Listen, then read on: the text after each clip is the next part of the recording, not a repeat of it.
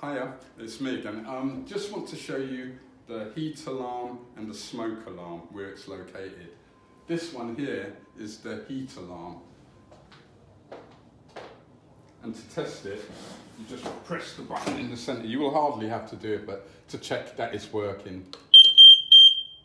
That's how it goes. That's just a sounder to make sure you know it's working. And the other one is located over here. And this one's the smoke detector.